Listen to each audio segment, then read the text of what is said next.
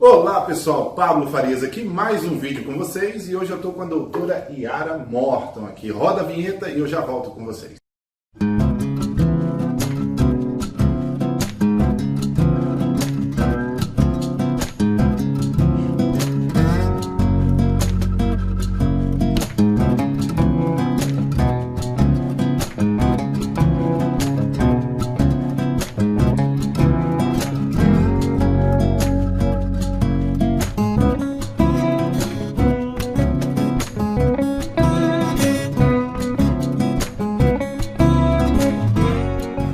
Então, pessoal, estou com a doutora Yara, já tenho indicado ela para muitos dos meus clientes e a maioria é satisfeita. Eu não tive até hoje nenhuma reclamação, isso é bom. Eu fico feliz. Eu tive realmente muito resultado. Muito obrigada, é um privilégio, uma honra estar aqui contigo.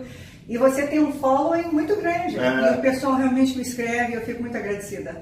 Realmente a doutora Yara ela é profissional ao extremo. Todo mundo que entrou em contato comigo falou, Pablo, muito obrigado pela indicação, porque realmente ela foi extremamente profissional. Um dos requisitos que eu coloco ali é profissionalismo, e realmente o seu escritório, vocês, e não é só você, né, doutora Yara? Sim, eu tenho minha equipe, né? Eu tenho vários advogados, é impossível eu estar compilando, fazendo tudo, né? Claro, eu estou envolvido em todos os processos, mas a gente tem aí um time de altíssimo calibre, né? Para mim é muito importante a competência, a experiência, a seriedade da pessoa, então a gente conta aí com um time muito legal. Tá? Joe Stewart, Mais Cisneros, Brana, Bernay, Richard Dalton, que foi meu melhor associado, ficou com a gente por 5 anos, daí foi trabalhar em outra área e voltou agora, então a gente está muito feliz. Enfim, e tem outros advogados também que fazem como independent contractors, né? Então o nosso time é de alto calibre. Quem não sabe, não conhece a doutora Yara, até a formação dela e tudo, o outro vídeo que eu fiz com ela vai estar na descrição do canal, dá uma olhada lá para você conhecer um pouquinho mais. As informações delas vão estar também aqui na descrição. A gente vai bater um papo aqui sobre tudo isso, porque o foco hoje dela é imigração, né? E ela trabalha com bastantes clientes, até pessoas que têm uma notoriedade muito grande, tanto no Brasil como em outros países. E ela vai falar um pouquinho, primeiro que essa onda de investidores, tanto querendo residir aqui ou simplesmente investir aqui nos Estados Unidos, a economia realmente está bombando, né? Tá bombando, é impressionante. Você deve ter visto, nesse último trimestre o país cresceu mais de 1 trilhão, foi mais de $1 trilhão, uma coisa impressionante. O índice foi de 4,1, né, superou a expectativa, a promessa do presidente Trump, que disse que faria esse país crescer a 4%.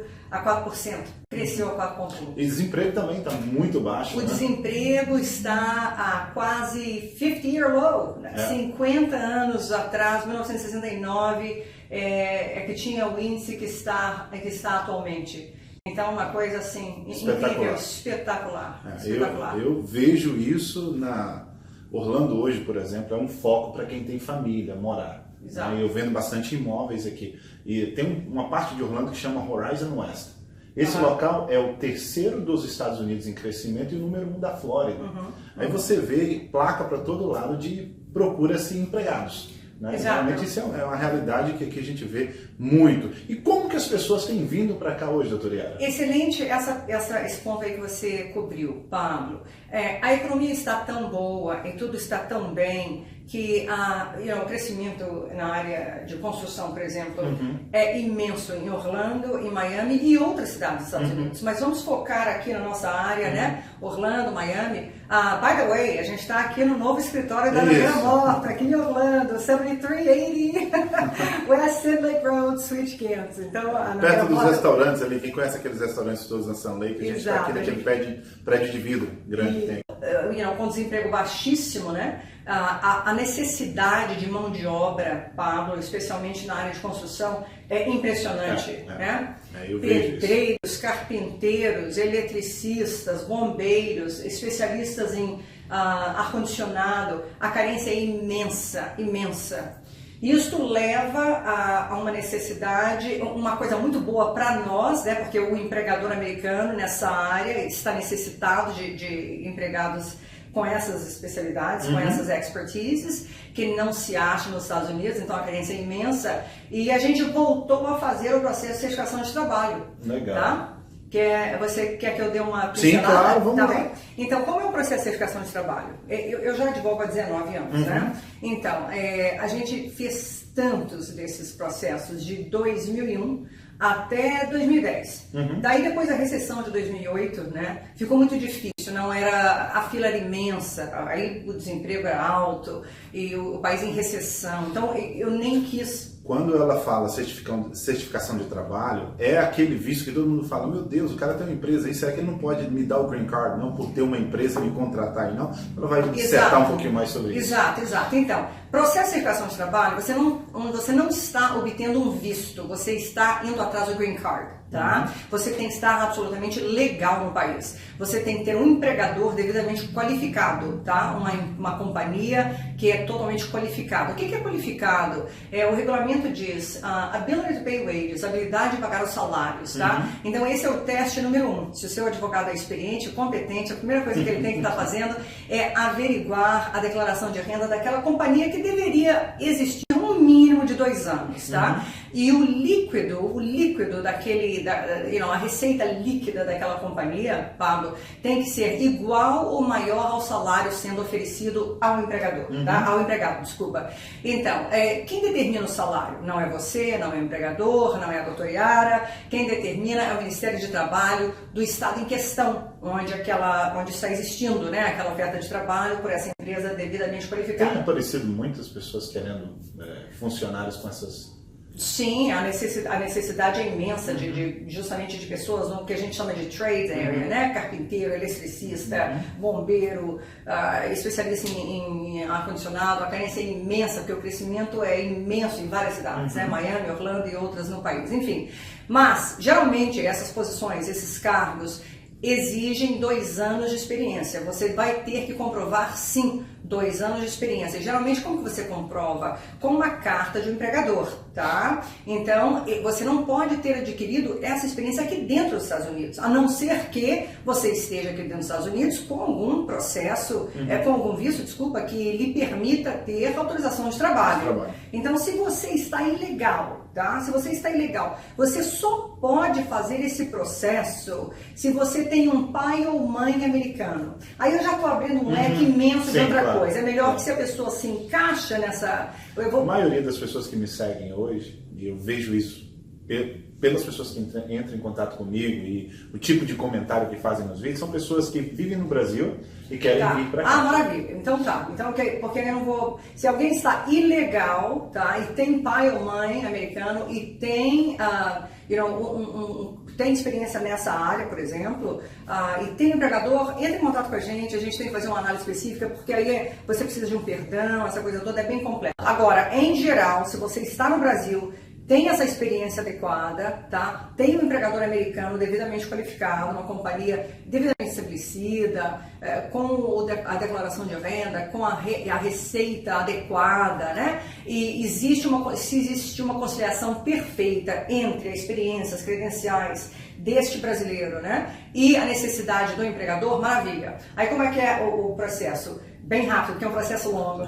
A gente tem que testar o mercado de trabalho, a gente tem que, primeiro que a gente determinou que o empregador é qualificado, o empregado, né, aquela pessoa para ter a oferta se adequa, satisfaz os requisitos, daí a gente tem que testar o mercado de trabalho, colocar 3 anúncios de jornal, nós temos que mostrar para o Ministério de Trabalho e também para o Departamento de Imigração que esse empregado, essa pessoa que está recebendo a oferta de trabalho não está tirando um emprego de um americano ou de um residente permanente que já está nos Estados Unidos e que satisfaz, né, aqueles requisitos. É um processo excepcional. Nós voltamos a fazê-lo nesses últimos anos. Muito legal.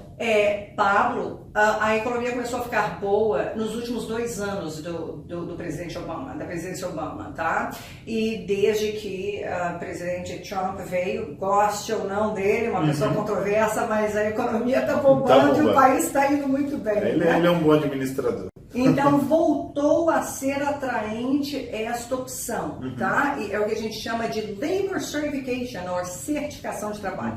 Eu não estou indo atrás de um visto, não é um visto temporário para trabalho. Você está indo atrás, de fato, do Green Card, da residência permanente por 10 anos, que seria tão boa para você, quanto para o teu cônjuge e também filhos menores de 21. Só para ficar claro, o advogado, o trabalho dele é entrar com esse processo para vocês, né, que a gente chama aqui de aplicar. Agora você, a responsabilidade não é dela de procurar esse empregador, ela não tem nada a ver com esse processo de procurar, porque as pessoas às vezes interpretam me escrevem às vezes dizendo, doutor, ok, então me indica alguém. Empregador. Não, isso aí é além da nossa alçada, a gente não tem como fazer isso. Esse é seu dever de casa. Isso, você tem que ter esse empregador. Quando a pessoa vem pra gente é porque ela já tem um empregador, ela já entende que esse empregador... O ideal também é que o empregador não tenha laço familiar com você, tá? Porque no próprio formulário do PERM, da aplicação que a gente tem que fazer junto ao Departamento de Trabalho, existe essa pergunta. Então, que não seja um parente teu que talvez já viva aqui, tem uma companhia, tá? Então, é um excelente processo, voltamos a fazer, depois da recessão, aquela coisa toda, por alguns anos eu não fiz esse processo, não queria fazer. É um processo complexo, é um processo que demora, tá? A gente pode fazer um processo consular, você estando aí no Brasil, tá? Vai demorar aí 1 ano e meio a 2 anos, mas ótimo, vale a pena e você sai daí do Brasil dando tudo certo, satisfeitos todos os requisitos. Você sai daí do Brasil com uma estampa de visto para migrar, e aqui é que você obtém o teu cartão de residência, que são 10 anos.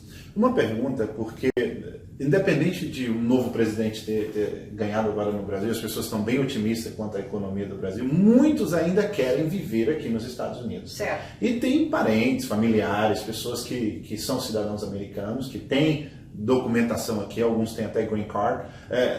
Esse pessoal às vezes fica um pouco confuso quanto a isso. Quais os parentescos de fato vão permitir que essas pessoas possam entrar com algum tipo de visto pedindo residência permanente no país? Excelente pergunta. Então, olha, quando a base é família, vamos pensar na árvore genealógica, tá? Para o lado, cônjuge, tá? Para cima, pais, né? Para baixo, filhos menores de 21. Ou seja, um cidadão americano pode pedir, que é o processo mais rápido, melhor, mais econômico, mais fácil possível. A forma mais rápida de se obter um green card é por laços de família, mas parentesco imediato. Então, um cidadão americano pode pedir pelo cônjuge, tá?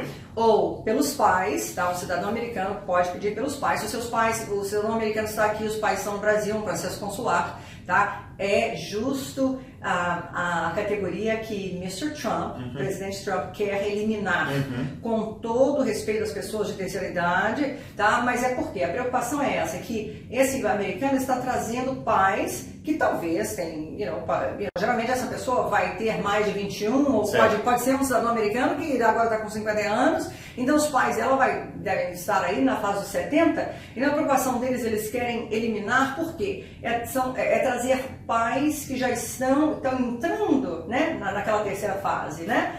Então, eles estão querendo eliminar. Isso é coisa difícil, tem que ter leis e vai demorar, mas enfim. O cidadão americano, então, pode pedir pelos pais, pode pedir pelo cônjuge, se o cônjuge está no Brasil, tá? É um processo também consular, tá? Ou por filhos menores de 21. Vamos supor, uma brasileira casa com um americano. O filho dela, se o casamento ocorreu antes do filho dela ter completado 18 anos, tá?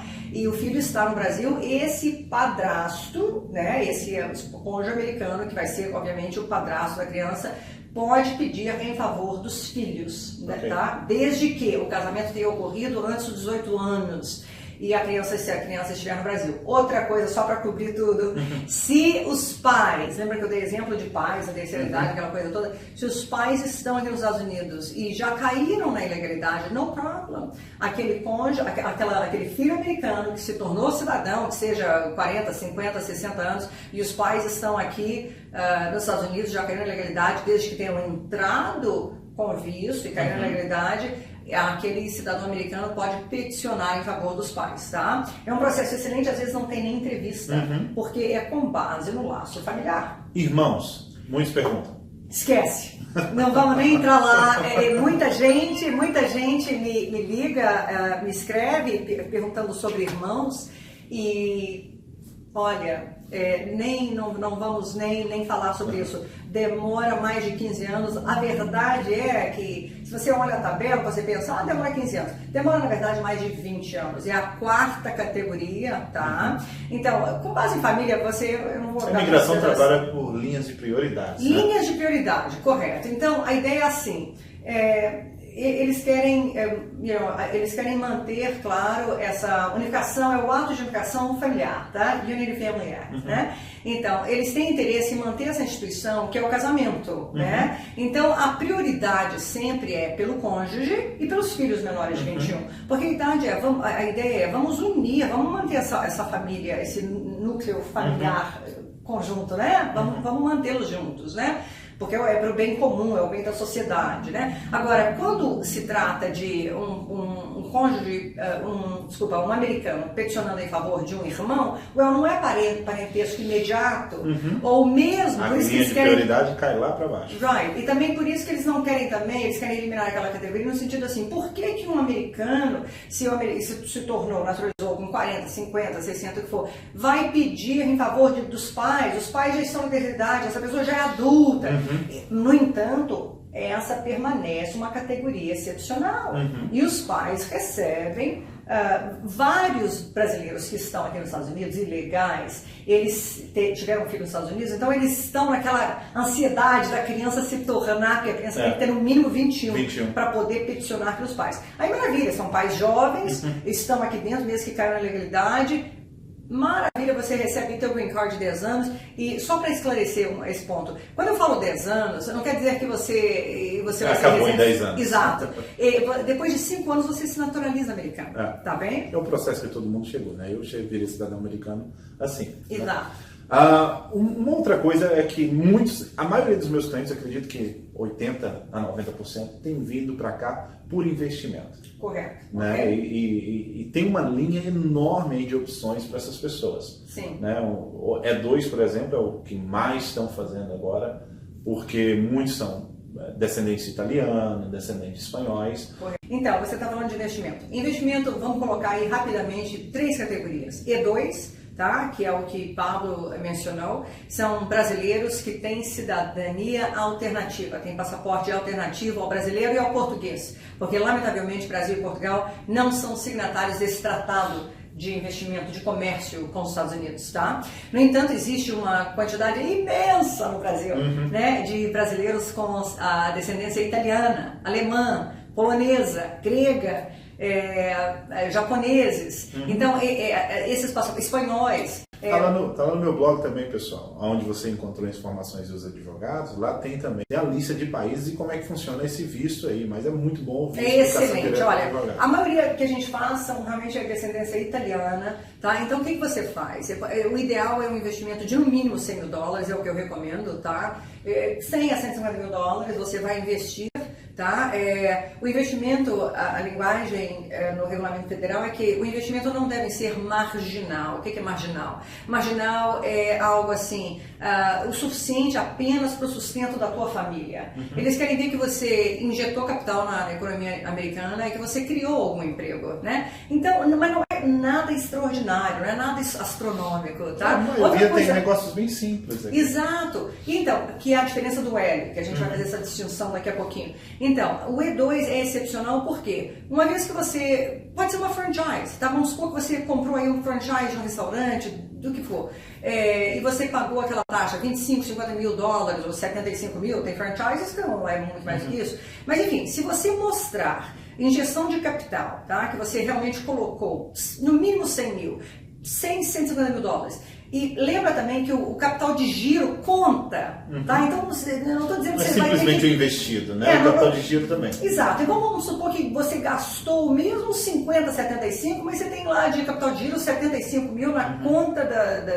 do negócio, da entidade americana que a gente criou para você, né?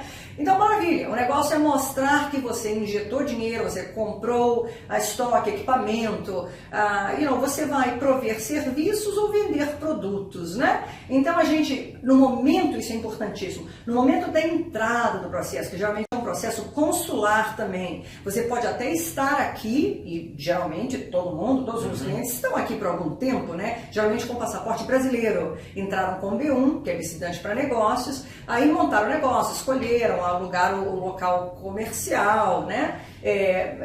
A entidade, obviamente, foi formada, aí ele tirou o CNPJ, aí ele contratou 1 ou 2, eu sempre quero ver 1 ou 2 empregados já na folha de pagamento, tá? E as atividades de negócios têm que ter já iniciado. Muito importante isso, Pablo. Muita gente, você não imagina a quantidade de brasileiros que estão vindo para mim, tá? Que foram mal orientados, lamentavelmente, venderam seus negócios no Brasil, vieram assim, I will invest, porque a linguagem até do estatuto diz, você está para fazer ou você irá.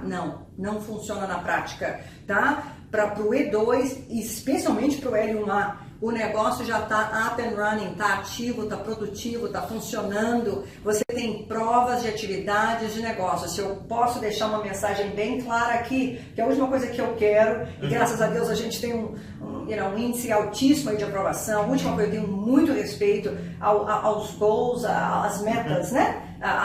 As metas do cliente, o tempo do cliente, o dinheiro do cliente, especialmente quando ele sai do Brasil. Está lidando com família, né? Puxa, é o sonho dela. Imagina, eu tenho um respeito imenso, eu tenho um zelo imenso, uma caução imensa. Então é muito triste, eu fico extremamente desolada quando eu vejo tantas pessoas vindo para mim. Eles perderam tudo, muitas vezes assim, perderam o sonho americano, porque caíram na legalidade. Porque vieram para fazer a mudança de status aqui dentro, seja com E2 ou com L. Isso é algo que eu sempre falo para as pessoas. Não venha com essa mentalidade de mudar status, porque essa mentalidade de mudar status é um negócio muito complicado. Bom que você disse isso. Eu própria, como advogada, eu sempre prefiro que a pessoa fique lá. Com E2 ou com L1A, eu prefiro que você fique aí no Brasil. Venha apenas para montar o negócio. Venha, monta o negócio, né? Nos forneça com aquela documentação que a gente necessita, contrato de aluguel, a prova das atividades já, as invoices, né? A folha de pagamento, todos os investimentos, tudo que você gastou, aquela coisa toda, tudo isso, né, tá contando para mostrar o capital, a injeção de capital. Aí você vai me dar as fotografias do local. Enfim, o negócio está up and running, está ativo, está funcionando, está com atividades. Aí sim é que a gente dá entrada no processo. E a gente dá entrada no processo fazendo mudança de status. Se você está aqui, que não é o que eu acho ideal, tá? Entra, monta o negócio, faz a coisa acontecer, vai embora. Daí a gente faz o processo consular, a gente faz a petição, aí petição é entrada aqui, tudo é montado aqui, tudo é entrado aqui. Mas aí, uma vez que tem a aprovação, aí sim a gente agenda a entrevista lá no consulado. Daí você sai com a tua família, teu cônjuge, teus filhos, a estampa, visto, exato, tudo estampado, tudo ok. Aí sim você entrou e está tranquilo. Eu vejo muita gente mal informada e entrando nessa, né? Porque visto é expectativa, né? De direito. E status é direito de fato. Então, esse negócio de você entrar aqui dentro com um visto de uma forma e depois mudar o teu status, isso pode trazer um problema muito sério para você futuramente. Né? Imenso, especialmente agora, porque a parte negativa do presidente Trump é que a retórica dele anti-migratória foi tal que acarretou um imenso acúmulo de processos sendo protocolizados. E, em decorrência disso, o atraso nos deferimentos está muito demorado. Não necessariamente, eu não vi mudança nenhuma quando a gente faz processo dia 2, que é para passaporte italiano, ou L1, que é a transferência do executivo, aquela pessoa que abriu a filial de uma companhia brasileira e veio para cá. Porque isso aí você paga o PPF, Premium Processing Fee, que agora subiu, inclusive, $1.410, e subiu agora em setembro. E aí você recebe a resposta em 15 dias. Tem um outro ponto que eu não posso esquecer, que agora não tem mais essa de RFE, de Request for Additional Evidence, tem que cobrir isso. Mas enfim, então acabou aquelas famosas evidências? Saiu 2 memos agora, tá? Isso agora, nesses últimos 2 meses, saiu 2 memorandos dizendo não vamos mandar mais pedido de provas de evidências. Então, para mim não me afetou. Nesses 19 anos, Pablo, eu sempre... Mas eu já escutei muitos clientes meus que os advogados os atendiam confiando nesse RFE. Na questão da evidência. Não, vamos fazer assim, vamos mandar como está. Vamos mandar como está e aí, depois a gente corrige o processo. Graças a Deus eu nunca tive essa... isso nunca foi minha ideia. Eu detesto isso. Eles querem 10, 20, eu mando 30, 50. Eu posto no meu website, no meu Facebook page, na página do Facebook, tanto de negócio quanto a minha pessoal. Eu posto lá as fotografias que certamente você já viu. Meus processos são desse tamanho. Eu não quero que me perguntem nada. Eu de cara, eu sempre mostro tudo e mais, porque eu quero a aprovação direta em 15 dias. Olha, é tão importante hoje, especialmente para quem quer o E2, o L1A, ou seja o que for, tá? A não ser que, eu vou dar de novo um digression aqui, vou abrir um parênteses aqui, mas vou voltar no ponto. A não ser que, por exemplo, o teu visto, por exemplo, o Ronaldo Jacaré, estou dizendo isso porque é informação pública, a gente viu a vitória dele. Ela estava assistindo ontem lá. Não foi ontem, não, anteontem. Anteontem, maravilhoso, Ronaldo Jacaré, o máximo. Está morando em Orlando. Mora em Orlando, nosso cliente. E a gente, então, isso eu só estou divulgando por ser informação pública, meu cliente, mas ele é UFC fighter, ele luta para o UFC, então ele tem aí um contrato longo com a UFC. Então, para quem está aqui com um visto de longa, por exemplo, às vezes a pessoa está com H1B, às vezes a pessoa já tem um outro tipo de visto que é de vários anos. A gente não vai ficar tocando muito no teor dos vistos em si, porque no outro vídeo que eu falei com ela, a gente explicou bem detalhado sobre os vistos. E outra coisa, vou colocar o canal da doutora Yara também aqui na descrição do vídeo, onde ela tem bastantes vídeos específicos do L, do H. Não dá pra gente cobrir tudo, mas uma pincelada total. Então isso para dizer que, por exemplo, fazer certas mudanças de status, que é aquilo que a gente está falando, ou ajustamento de status aqui dentro, dependendo do quadro da pessoa, se a pessoa não está com B1 ou B2, se a pessoa está, por exemplo, com visto de estudante, ok, não problem, porque geralmente quando você está com um visto de estudante, ele demora, especialmente se a pessoa está cursando um curso superior. A gente já tem 5 anos no visto de estudante. Desde que você esteja realmente cumprindo com os requisitos, então tudo bem, a gente faz a mudança de status aqui, se você tem um visto alternativo. Ao contrário, se você entra e sai com B1, B2, faça consular. Por quê? Aquilo que você está dizendo. Uma vez que esses 180 dias teus acabam, a gente tem que fazer uma extensão do B2, tá? E se você faz a mudança para tentar conseguir os outros 180 dias adicionais, ou se você quer obter o visto F1, que é o de estudante aqui dentro, ele está levando mais de um ano, Pablo. E o regulamento mudou também em 2016. O que o regulamento diz agora? Quando você faz a mudança de B2, visitante para turismo, para F1, tá? E a mudança, aí você está com tua família, teus filhos, teu cônjuge, tem que fazer para eles também, que é a mudança de B2 para F2, que é o visto de acompanhantes, né? E está demorando mais de um ano para vir a resposta. Então, 2016... Em abril de 2016 foi mudado o regulamento, e o regulamento diz, se você vai você vai pleitear o F1 e F2, você tem, por obrigação, a escola nem vai te dar um I-20, se você não mostrar que você tem também o B2, o pedido de B2. Então, tanto a resposta para o B2, que é a extensão de turista, quanto a mudança para F1 e F2, tem demorado mais de um ano. Então, é muito arriscado fazer isso aqui dentro. Se você está aqui dentro e não quer voltar, porque, de fato, eles negam, muitas vezes, o pedido de turista, de estudante lá. Então, tem gente que quer fazer isso aqui dentro. Se você faz isso aqui dentro, por favor, saiba, é sine qua non. Você tem que ter a extensão de B2, e mesmo que se passar os 180 dias, olha, pensa comigo, passaram os 180 dias, você ainda não recebeu a resposta desse pedido de extensão que está pendente. Mesmo já tendo passado os 180 está para vencer antes da expiração desses 180, mesmo que você não tenha recebido uma resposta dele, você precisa fazer uma segunda extensão, me acompanhou? Sim. Enquanto o pedido de mudança de B2 para F1, que é estudante, está pendente. Resumindo, você tem que ter um medo tremendo de sair fora de status. Tá? Então, não adianta. Não pode cair. Não pode fica cair fora de status. Exato. Uma pergunta, já que a gente está falando sobre isso, questão do visto de estudante, quando é que o visto de estudante não é uma ponte legal? para outro tipo de visto. Por exemplo, deixa eu te fazer essa pergunta porque muitos me perguntam isso. O camarada está aqui, aplicou para um EB5, por exemplo, né? E ele está esperando o EB5 dele sair. Eu sempre digo que o F1 sim, pode ser uma boa opção. Claro, eu tenho clientes justamente nessa situação. Agora, eu falo para as pessoas que às vezes me perguntam, eu falo, olha, bom você bater um papo com o advogado, mas se fosse eu, não aplicaria um visto, ficaria com visto estudante esperando, por exemplo, aplicar no L1 aqui. Porque como é que você vai comprovar que você está sendo um executivo de fato no Brasil? Correto. Para poder ser transferido para os Estados Unidos. Excelente exemplo que você usou aí.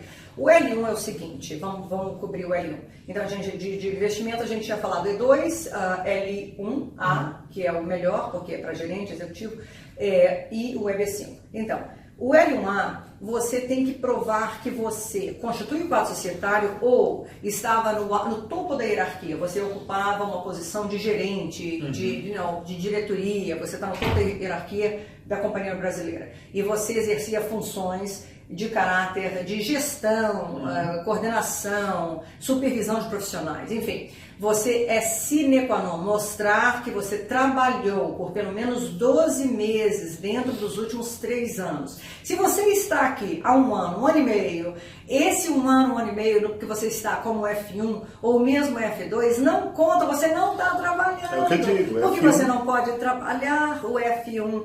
O F1 e o F2 não te dão direito de trabalhar nos Estados Unidos e mesmo que você esteja, não, mas eu estou trabalhando aqui virtualmente, remotamente com a minha companhia, basta o meu computador. Não conta isso como trabalho, tá? Então é algo que é perigoso sim. Você estando com o F1 e com o F2, cumprindo com os termos e condições, faça o L1A para processo consular desde que você possa satisfazer os requisitos. Não deixa de ver, escreve pra gente ou agenda uma consulta, assista meu vídeo. Eu tenho um vídeo específico para L1, mais do que 1, 2 ou 3 eu falo do L1A. Então você tem que satisfazer os requisitos, que é o cargo que você ocupava no Brasil, os 12 meses dentro dos últimos 3 anos, cadê a declaração de renda, cadê os olerites, tá? O tempo que você está aqui não conta como esses 12 meses, tá? E vários outros, o tamanho da companhia, a Companhia do Brasil deve dar, eu sempre digo que a Companhia do Brasil deveria estar arrecadando pelo menos R$1 milhão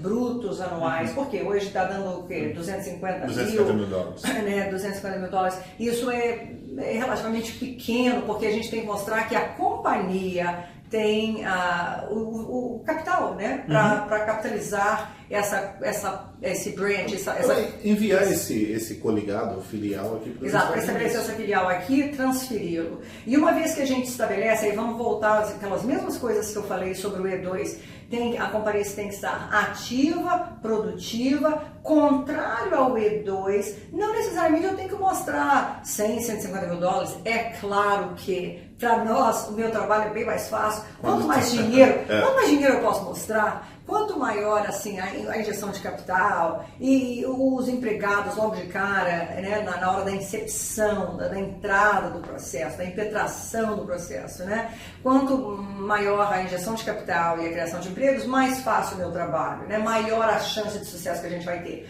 Mas o curioso é que, contrário ao E2, onde você tem que realmente despender dinheiro maior logo de início, mas também você consegue de cara 5 anos de visto, o L1A não necessariamente, não existe um valor, sabe, estipulado no regulamento federal, mas acaba também sendo que se você não mostrou o capital adequado, pode ser que não seja aprovado, né? Então é muito importante que você faça uma injeção de capital, não necessariamente 100 mil, mas tem que mostrar que o negócio do Brasil é ativo, é produtivo, tem empregados, está na ativa e que aqui você criou também, estabeleceu a companhia, já está ativa, já tem provas de atividades e aí a gente consegue ter o L. Então, pessoal, é aquilo que eu estava falando, tome cuidado com essas pontes, né? Querer entrar aqui, ficar num visto, até sair outro visto, no L1, eu acho que é uma furada e agora a doutora Yara acabou de confirmar isso também. No EB5, uma boa ideia, muitos clientes dela estão nessa opção. E já com os green cards, já vários. E meus clientes, vários deles foram assim, olha, a gente começou... Eu tenho um que vai pegar o green card agora. Exato, ele é teu cliente, veio para mim através da tua. Exatamente, uma pessoa extremamente querida e bom o exemplo dele, vamos falar do exemplo dele. Ele me contratou do Brasil, tá? Então me contratou do Brasil, assim, menos de um mês antes da expiração, isso um ano e meio atrás, algo assim. Antes da expiração do EB5. O EB5, gente, é investimento passivo. Você coloca $500 mil num centro regional. Para não levar tanto tempo aqui nessa entrevista, assista um dos nossos vídeos sobre EB5. Eu explico exatamente o que é centro regional, o que é investimento passivo. O pessoal está bem instruído. Maravilha. Está bem instruído. Então, esse querido cliente que veio através do Pablo, começamos o processo, nunca tinha conhecido ele, foi tudo via telefone, por recomendação tua e tudo mais. Enfim, fizemos tudo. A gente tem que rastrear os $500 mil, precisa de 5 anos de declaração de renda para mostrar que os fundos, né, que the source of funds, a origem desses fundos é resultado de negócios legais, obviamente. Enfim, a gente fez tudo, impetramos, ele escolheu investimento passivo porque ele não está na ativa, né? São projetos aí pré-aprovados pelo governo, vamos dizer assim. São projetos que variam aí entre $100 milhões até $1 bilhão, tá? Enfim, é uma longa história e vários detalhes técnicos e depois a gente tem que discutir sobre isso em cada caso, caso específico. Mas enfim, logo depois da entrada dele, porque demorava uns 12 meses, depois passou para 15 meses, e depois que do investimento dele veio o Trump e aquela coisa toda, atrasou um pouco mais, mudou, estava demorando um tempo ainda mais longo. Nisso, o que eu falei com ele? Porque ele falou, doutora, agora a gente quer para ir aí já. Vamos com o turista ou vamos com visto de estudante? Então eu já tive duas situações de clientes que estavam no Brasil quando a gente começou e vieram depois. Quando eles vêm com turista, eu falo com eles, olha, entra então como turista, porque a sua intenção tem que ser, quando você entra com turismo, a tua intenção tem que ser como turista. Aí eu digo, olha, sair aqui bem, desde que tenha saído depois de 90 dias, a sua intenção pode mudar. E aí você tem essa petição paralela, né? Aí a gente pode fazer o ajustamento, que é a mudança de status, né? De B2 para Green Card, após 90 dias, tá? E se não deu certo, você volta para o Brasil e a gente faz o processo consular lá, tá? Porque eu não estou com isto querendo dizer com a pessoa, minta, né? Minta ali na hora da entrada, que a sua intenção é de residir permanentemente, mas você está dizendo que é para turismo. Você está entrando como turista, mas 90 dias mais tarde, suas intenções podem mudar se, porventura, essa petição paralela que você tem sair, tá? Então, a outra coisa que eu já tive, que eu fui até surpreendida, eu nem sabia que o cliente ia buscar o visto de turista, que foi assim, a gente também deu entrada na I-526, né? A I-526 é a petição do EB5. Então, aí fizemos tudo, as pessoas no Brasil e tudo mais, não, a gente nem quer vir, a gente só realmente quer vir quando já tiver saído tudo. Aí um dia eles aparecem no meu escritório. O que eles fizeram? Eles buscaram, né, o marido era um investidor, a esposa pegou um F1 e ela e ele, o cônjuge e o filhinho deles pegaram o F2, entraram no país como turista, ficaram como estudante, desculpa, aí ficaram aqui, nisso veio a aprovação, conforme acabou de sair a aprovação desse nosso cliente em comum, e agora, ele já estando com mais de 90 dias aqui, aí a gente vai fazer o ajustamento de status, a mesma coisa que já fizemos, esse outro exemplo do turista, do estudante, que já foram aí umas 3 famílias, todo mundo já com green card, a gente faz a mudança aqui dentro. É isso aí, é bem diferente esse ajustamento de status, né, para residente permanente, do que fazer um ajustamento de status, por exemplo, da pessoa chegar como turista e passar a ser um estudante, nesse caso, né, o que a gente estava conversando antes. Exato. Uma outra coisa, eu tenho visto muito, e isso tem chegado com frequência, não sei quem são as pessoas, não sei o que é isso, mas eu tenho visto bastante pessoas aplicando para EB1, EB2, EB3, né? E aplicando esses vistos, e alguns chegam até, não, porque o escritório que entrou em contato comigo tem conhecimento de alguém que trabalha dentro da migração e não sei o quê. Aí eu fiz até um vídeo esses dias para trás, eu falando assim, Gente, esse negócio de conhecer alguém que trabalha dentro de algum órgão americano, aqui não altera nada a sua vida. E muito pelo contrário, isso pode trazer um problema muito sério. Isso, na verdade, é um red flag. Mas existe isso. Existe alguns escritórios, isso eu estou falando de clientes, eu não sei quem que estão usando disso. Usando desse argumento para aplicar principalmente para EB1, EB2 e EB3. E muita gente tem dúvidas sobre esse visto. Dá uma breve descrição sobre algum, pelo menos o que é mais aplicado hoje. Muito bom cobrir esse ponto, porque isso aí é sério, tá? Isso é coisa séria e impressionante. Isso está rodando aí já no meio dos advogados sérios de imigração. Nós temos um grupo até chamado Nerd Immigration Lawyers, tá? No Facebook, que são advogados de imigração sérios, competentes, a gente troca de ideias, né? Um grupo aí de advogados do país inteiro. Isso tem acontecido muito, a gente tem visto isso muito, isso é chocante, é triste, e eu detesto ter que dizer que são... que eu já ouvi dizer, são escritórios de brasileiros, lamentavelmente, tá? Então, é triste. EB1, gente, vamos lá. EB1 quer dizer o seguinte, Employment Based Preference 1, primeira preferência, primeira categoria, que são pessoas que têm habilidades extraordinárias em 5 áreas, tá?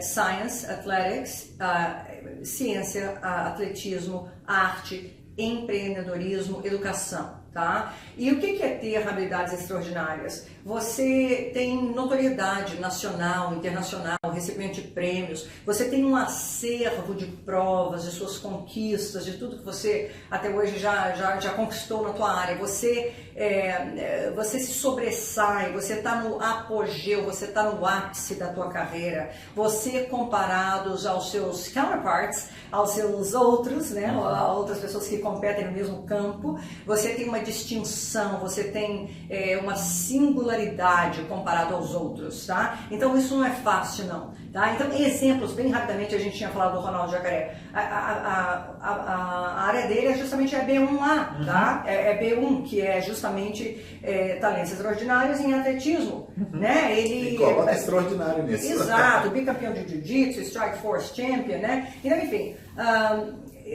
meus outros 2 clientes, eu estou dizendo isso porque é informação pública, tá? Obviamente eu não discuto dos meus clientes, a não ser que está na informação pública, que foi divulgada ali no meu Facebook e tudo mais. Nós temos 2 clientes que são jovens, rapazinhos, jovenzinhos na Indy, corredores da Indy. Então, assim, o acervo de provas, de tudo, de conquistas, facílimo, né? Uma coisa, gente, é ter jogo de cintura e ser criativo e artful, né? Ter a arte de ser da persuasão, né? De transformar o nosso cliente, o cacife do nosso cliente, mais do que realmente é, mas de formas adequadas, né? O que está acontecendo hoje em alguns escritórios é que são processos montados. Eu dei o exemplo primeiro do EB1, que é isso, talentos extraordinários, para mostrar que talentos extraordinários, que é Employment Based Preference 1, categoria 1, é na verdade até mais fácil do que EB2. Esses escritórios aí, que eu vi um artigo numa revista... É um mercadão. Exato, a EB2 é que está sendo aí um escândalo, onde está rodando aí, eu fico até com vergonha, porque meus conhecidos, meus colegas profissionais seríssimos sabem que eu sou brasileira, eu sou totalmente dentro da linha da reputação imaculada, sou seríssima, por favor, me eduquei aqui, meu bacharel, meu doutorado em Direito, tudo, por favor, ando na linha, óbvio, não existe a possibilidade de eu montar um processo ou me envolver com um processo fraudulento, imagina. Então já está rodando essa ideia, isso já é conhecido aí no meio dos advogados, 2 escritórios que estão fazendo isso, tem matéria paga em revista de peso no Brasil, onde eles estão espalhando a ideia que EB2, agora que eu vou entrar, olha, EB2 é coisa fácil, EB2 é Employment Based, com base em oferta de trabalho, categoria 2, Second Category, Second Preference. Então existe, olha só, EB2 tem 3 subcategorias, que o EB2 você tem que ter um empregador, na subcategoria 1, tá? Você tem um empregador americano te dando uma oferta de trabalho e você tem um bacharel, tá? E 5 anos de experiência. Ou você tem um bacharel e um mestrado, um curso de pós-graduação, tá? E aí é aquela mesma coisa, o empregador tem tem todo, satisfaz os requisitos, é uma companhia, adequada, tem a habilidade de pagar os salários, e aquele beneficiário que está recebendo a oferta de trabalho tem a experiência, tem tudo, as credenciais, a experiência adequada para satisfazer aquela oferta de trabalho, tá? Aí é a mesma coisa, aquela certificação de trabalho. Só que a certificação de trabalho, que eu estava dando exemplo, que você precisa de 2 anos, é EB3. Então, EB3, que é esse que você disse, não tem jeito, esse você tem que ter um empregador, só que EB3 quer dizer Employment Base, com base em oferta de trabalho, categoria 3, que quer dizer, você não precisa de um diploma universitário. São geralmente posições cargos de trabalho, funções que requerem apenas 2 anos de experiência, ou até, tem uma subcategoria no EB3 também, que não está me vindo a palavra aqui agora, mas é uma subcategoria que você nem precisa de experiência de trabalho. Tá? Então, ou é skilled workers ou non-skilled, essa que seria a palavra. Skilled workers, onde você tem que ter 2 anos de experiência de trabalho, adquiridos no Brasil, obviamente, com carta de trabalho para poder confirmar. Ou, por exemplo, babá. Acabamos de fazer um para uma babá, né? Onde ela está aqui com F1A, como estudante, fizemos o EB3. Voltando para o EB2. EB2, terceira categoria, então. Olha, a primeira, recapitulando, você tem um diploma universitário, mais 5 anos de experiência profissional consecutivas na área em questão. Ou a subcategoria 2, você tem diploma universitário e pós-graduação. Aí vem a terceira, que é o que os camaradas aí estão fazendo, está correndo no Brasil inteiro isso. Eu nunca dei tantas entrevistas, tantas consultas sobre isso. Escritórios e shopping. Olha, sabe o que eles estão dizendo? É a categoria mais difícil que existe. É mais difícil do que o EB1A, o EB1 que eu expliquei, que é aquelas áreas, né? Ciências, artes, aquela coisa toda. O EB2, NIW, National Interest Waiver, é onde você está dizendo assim, requer talentos excepcionais nessas áreas, educação, praticamente nessas áreas, ciências, educação, não necessariamente atletismo, tá? Mas ciências, artes, atletismo, business, em negócios, ou em algumas áreas, né? Geralmente são essas 5 aí. Enfim, eles estão dizendo, por exemplo, como dentista, existe uma carência de dentistas nos Estados Unidos. Aí o que eles estão fazendo? Eles estão criando cartas, eles estão montando os processos. Gente, isso é fraude. E o DHS começa, e existem green cards aprovados. Então, praticamente, você não precisa de empregador, tá? Você não precisa de empregador. Você é uma autopetição, tá? Você não precisa de empregador, é uma autopetição. Você está dizendo para o governo americano, colocando uma longa história curta. Eu sou tão bom. Eu sou tão excepcional que é do interesse nacional me ter aí nesse país, me dar um green card. Aqui estão as provas da minha excepcionalidade, tá? E o que é isso? Isso é a mesma coisa. Você tem que ter um acervo de provas, você tem notoriedade nacional, você tem publicações, especialistas no ramo, especialistas no campo em questão, que você se distingue, já escreveu sobre você. Então, assim, um National Interest Waiver, interesse nacional, é muito mais difícil. EB2 é essa categoria de talentos excepcionais. É muito mais difícil que talentos extraordinários EB1A, porque você tem que literalmente provar essa excepcionalidade e você tem que provar o porquê que é de interesse nacional, é do interesse da nação, é do interesse dos Estados Unidos. Ter aqui dentro. Assim, puxa vida, é algo assim. Olha, não é fácil. É muito importante você que quer migrar para os Estados Unidos bater um papo com um advogado devidamente licenciado, né? No caso, se você escolher a doutora Yara, sentar, conversar E em conversando, você entender qual o seu visto, que melhor aplica a você, ela vai te falar, vai te dar uma noção, olha, eu acredito que você pode ir por esse caminho ou por aquele caminho. Entender como que funciona o processo desse visto, entender o visto, o que é simples. No site da imigração mesmo, você vai encontrar ali os pontos A, B, C, D do visto, para você saber aonde você está entrando, você ter ciência daquilo que você está entrando. Não dá para a gente tocar em tudo aqui agora, minha memória está quase acabando.